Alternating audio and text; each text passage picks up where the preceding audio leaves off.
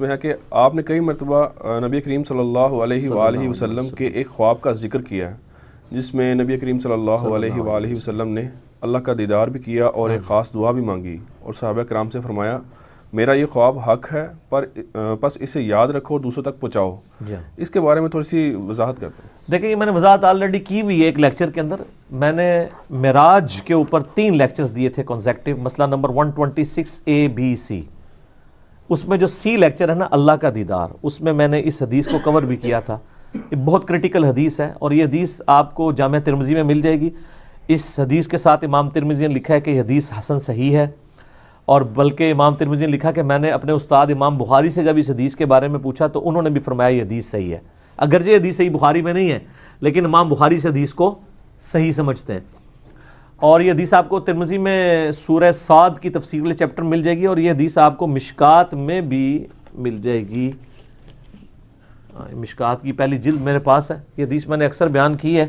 یہ کتاب المساجد جو چیپٹر ہے نا پہلی جلد کے اندر، اس میں آپ کو یہ 748 نمبر حدیث ہے۔ یہ مجھے نمبر اس لیے یاد ہے کہ میں اکثر یہ بیان کرتا رہتا ہوں۔ بڑی زبردست حدیث ہے جی، بڑی رکت انگیز حدیث ہے، اس کو ورڈ بائی ورڈ پڑھنے کے مزہ، میں آپ کو ورڈ بائی ورڈ پڑھ کے سناتا ہوں۔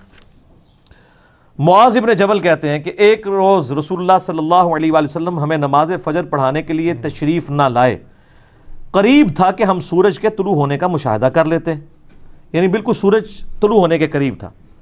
پھر آپ صلی اللہ علیہ وآلہ وسلم بہت تیزی سے تشریف لائے، چنانچہ نماز کے لیے اقامت کہی گئی اور نبی علیہ السلام نے بڑی مختصر سی نماز فجر پڑھائی۔ جب آپ صلی اللہ علیہ وآلہ وسلم نے سلام پھیرا تو بآواز بلند فرمایا اپنی جگہوں پر ایسے ہی بیٹھے رہو۔ پھر آپ صلی اللہ علیہ وآلہ وسلم نے ہماری طرف متوجہ ہو کر فرمایا میں ابھی تمہیں بتاتا ہوں کہ میں تمہیں نماز پڑھانے کے لیے کیوں نہیں آیا، یعنی میں اتنا لیٹ کیوں آیا، اس کی ریزن بتاتا ہوں۔ میں رات کو بیدار ہوا، وضو کیا، جس قدر مقدر میں تھا میں نے نماز پڑھی، مجھے نماز میں اونگ آنے لگی حتیٰ کہ وہ مجھ پر غالب آ گئی، تب میں نے اپنے رب کو بہترین صورت میں دیکھا۔ خواب کے اندر کائنات میں ایک ہی ہستی ہے جس نے اللہ کو دیکھا ہے، وہ نبی علیہ السلام ہے، اور وہ بھی خواب میں۔ ہاں جنت میں سب لوگ دیکھیں گے لائیو انشاءاللہ، جیسا کہ اس کی شان کے لائق ہے۔ تو کہتے ہیں میں نے اپنے رب کو بہترین صورت میں دیکھا، چنانچہ میرے رب نے مجھ سے فرمایا محمد صلی اللہ علیہ وسلم۔ میں نے عرض کیا میرے رب میں حاضر ہوں۔ فرمایا فرشتے کس چیز کے بارے میں بحث و مباحثہ کر رہے ہیں؟ میں نے عرض کیا میں نہیں جانتا، یعنی خواب میں انہوں نے دیکھا کہ فرشتے کو آپس میں گفتگو کر رہے ہیں، لیکن نبی اسلام کو آواز نہیں آ رہی تھی، صرف ان کی آپس میں بحث و تکرار نظر آ رہی تھی۔ تو کہتے ہیں میں نے کہا یا اللہ میں نہیں جانتا۔ اللہ تعالیٰ نے 3 مرتبہ ایسے ہی فرمایا۔ پھر آپ صلی اللہ علیہ وآلہ وسلم نے فرمایا میں نے اپنے رب کو دیکھا کہ اس نے اپنا ہاتھ میرے کندھوں کے درمیان رکھا، حتیٰ کہ میں نے اس کے انگلیوں کے پوروں کی ٹھنڈک اپنے قلب اور سینے میں محسوس کی، یعنی یہ ہاتھ جیسا کہ اس کی شان کے لائق ہے، دونوں شانوں کے درمیان رکھا تو میں نے اپنے سینے میں اپنے رب کے ہاتھ کی ٹھنڈک محسوس کی، اور میرے سامنے ہر چیز واضح ہو گئی اور میں نے پہچان لیا۔ یعنی وہ جو فرشتوں والا معاملہ تھا وہ غیبی خبر اللہ تعالیٰ نے ٹرانسفر کر دی۔ پھر اب اللہ تعالیٰ نے دوبارہ پوچھا محمد، میں نے عرض کیا میرے رب میں حاضر ہوں۔ فرمایا مقرب فرشتے کس چیز کے بارے میں بحث کر رہے تھے؟ میں نے عرض کیا گناہ مٹا دینے والے اعمال کے بارے میں۔ تو اللہ نے فرمایا کہ محمد وہ کیا ہیں؟ میں نے عرض کیا جو کچھ اب فرشتوں والا علم حضور صلی اللہ علیہ وسلم کو بھی ٹرانسفر ہو گیا، کہ باجماعت نماز پڑھنے کے لیے پیدل چل کر جانا، ہائے ہائے یہ گناہ مٹا دینے والے اعمال ہیں، جو سورۃ الانعام میں سورہ طٰہٰ کے اندر آتا ہے نا کہ جو گناہ ہیں وہ نیکیاں جو ہیں گناہوں کو مٹا دیتی ہیں۔ تو یہ سورہ ہود کے اندر نیکیاں گناہوں کو مٹا دیتی ہیں، تو وہ کون سی نیکیاں ہیں؟ پیدل نماز کے لیے چل کے جانا، نماز کے بعد مسجد میں ہی بیٹھے رہنا، یہ دوسری نیکی، ناگواری کے باوجود اچھی طرح مکمل وضو کرنا، یعنی سردیوں میں تکلیف اٹھانی پڑتی ہے، ظاہر ہے آپ اگر صحیح کامل وضو کرتے ہیں۔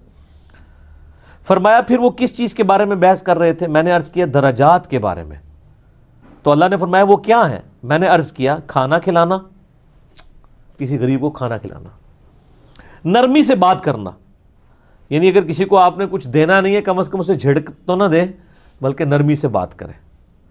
اور جب لوگ سو رہے ہوں تو نماز پڑھنا یعنی تہجد کے لیے اٹھنا.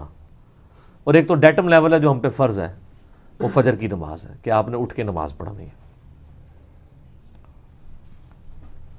تو پھر اللہ تعالیٰ نے فرمایا, یہ سر وہ کلائمیکس ہے, اللہ تعالیٰ نے فرمایا اے محمد کچھ مانگنا ہے تو مانگ لو. ہائے ہائے ہائے, اب نبی علیہ السلام نے جو اپنے رب سے مانگا ہے وہ ہے اصل میں دعا. اور اسی دعا کی وجہ سے اسی حدیث میں آتا ہے کہ نبی علیہ السلام نے فرمایا کہ تمہارے نبی کا یہ خواب سچ ہے, اس کو یاد کر لو اور لوگوں تک پہنچاؤ. کس لیے کہ سبحان اللہ کہیں, اس لیے کہ جو میں نے مانگے نا وہ بھی اپنے رب سے مانگے. اور یہ دعا الحمدللہ میں نے 1994 میں یاد کر لی تھی جب میں ایف ایس سی میں تھا, 8 سے 25 سال پہلے, جب مجھے پہلی دفعہ یہ دعا پتہ چلی تھی. اللہم انی اسألک فعل الخیرات وترک المنکرات وحب المساکین وان تغفر لی وترحمنی واذا اردت فتنة فی قوم فتوفنی غیر مفتون واسألک حبک وحب من یحبک وحب عمل یقربنی الی حبک. اللہم انی اسألک فعل الخیرات, اے اللہ میں تجھ سے نیک اعمال کا سوال کرتا ہوں کہ میں نیک اعمال کروں. وترک المنکرات, اور تمام گناہوں کو چھوڑ دینے کا سوال کرتا ہوں. وحب المساکین, اور مسکینوں کی محبت. یعنی جو کچھ فرشتوں کی بحث تھی اور حضور علیہ السلام نے جواب دیا اسی وقت آپ نے اس کو دعا بنا لیا. وَأَن تَغْفِرَ لِي وَتَرْحَمَنِي, اور یہ کہ تو مجھے بخش دے اور مجھ پہ رحم فرما. وَإِذَا أَرَدْتَ فِتْنَةَ فِي قَوْمٍ فَتَوَفَّنِي غَيْرَ مَفْتُونٍ, اور اگر تو کسی قوم کو فتنے میں مبتلا کرنے کا ارادہ کرے تو یا اللہ مجھے فتنے سے بچا لینا. لوگ تو کہتے ہیں نا جی وہ اللہ تعالیٰ سے یہ دعا نہیں کرنی چاہیے, اللہ تعالیٰ سے کہنا چاہیے صبر مانگنا چاہیے. نہ, اللہ تعالیٰ سے پہلی دعا یہ کرنی چاہیے کہ اللہ تعالیٰ ہمیں فتنے میں مبتلا ہی نہ کر. اور اگر تو نے میری ڈیسٹنی میں لازمی رکھا ہے اس آیت کے تحت کہ وَلَنَبْلُوَنَّكُمْ بِشَيْءٍ مِّنَ الْخَوْفِ, تو پھر اگر مجھے یہ کرنا چاہتا ہے تو پھر مجھے ثابت قدم رکھ. پہلی دعا یہ ہے وَإِذَا أَرَدْتَ فِتْنَةَ فِي قَوْمٍ فَتَوَفَّنِي غَيْرَ مَفْتُونٍ, اے اللہ مجھے فتنوں سے بچانا. اللہم انی اسألک حبک, اے اللہ میں تجھ سے تیری محبت کا سوال کرتا ہوں. وحب من یحبک, اور میں ہر اس شخص کی محبت تجھ سے مانگتا ہوں جس سے تو محبت کرتا ہے, یعنی سارے انبیاء کی محبت, اہل بیت کی, صحابہ کی, نیک لوگوں کی. اللہم انی اسألک حبک وحب من یحبک وحب عمل یقربنی الی حبک, اور میں اللہ ہر اس عمل کی محبت تجھ سے مانگتا ہوں جو مجھے تیرا قرب عطا کر دے. یعنی میرا ہر عمل ایسا ہو کہ جو مجھے تیرے قریب کرتا ہے. ایک تو وہ دعا ہے نا ابو داؤد کے اندر سنن نسائی میں کہ معاذ ابن جبل ہی کو نبی علیہ السلام فرمایا تھا اے معاذ میں تجھ سے محبت کرتا ہوں. ان کا یا رسول اللہ میں بھی کرتا ہوں. تو فرمایا معاذ یہ دعا کبھی نہ چھوڑنا, ربی اعنی علی ذکرک و شکرک و حسن عبادتک. یہ وہی دعا ہے, اے اللہ میں تیری مدد چاہتا ہوں تیرا ذکر کرنے پر, شکر ادا کرنے پر, اور اچھے طریقے سے عبادت کرنے کے اوپر. اور نسائی میں الفاظ ہیں اللہم کے ساتھ, یہ دونوں الفاظ ٹھیک ہیں, ربی اعنی اور اللہم اعنی دونوں الفاظ سنت سے ساتھ. تو یہ دعا کی. پھر نبی علیہ السلام نے فرمایا یہ خواب حق ہے, اسے یاد کر لو اور دوسروں کو بھی بتایا کرو. لو جی میں نے تو اس سنت پہ کئی دفعہ عمل کیا, آج پھر عمل کر لیا ہے. دوسروں تک یہ بات پہنچائیے کہ یہ دعا سر 748 مشکات شریف میں سے حدیث ڈاؤن لوڈ کریں, بلکہ یہ آپ واٹس ایپ گروپ میں بھی نا یہ اس کا پورشن بنا کے نا وہ نکال کے لوگوں کو بھیجیں کہ دعا یاد کریں ترجمے سمیت. تو میں تو الحمدللہ مانگتا ہوں یہ دعا عام حالت میں بھی مانگے اور نماز کے تشہد میں بھی یہ دعا مانگا کریں. کئی دعاؤں کو یہ دعا کور کرتی ہے. تو آپ علیہ السلام فرمایا اسے یاد کرو, دوسروں کو بھی بتاؤ. پھر امام مشکات والے لکھتے ہیں کہ حدیث مسند احمد میں بھی ہے اور ترمذی میں بھی ہے, اور امام ترمذی نے فرمایا یہ حدیث حسن صحیح ہے. اور امام ترمذی کہتے ہیں میں نے محمد بن اسماعیل بخاری سے جب پوچھا تو انہوں نے فرمایا یہ حدیث صحیح ہے. اس حدیث کا نمبر مشکات میں 748 ہے, اور مسند احمد میں جلد 5 حدیث اور صفحہ نمبر 243 پہ 22,465 ہے.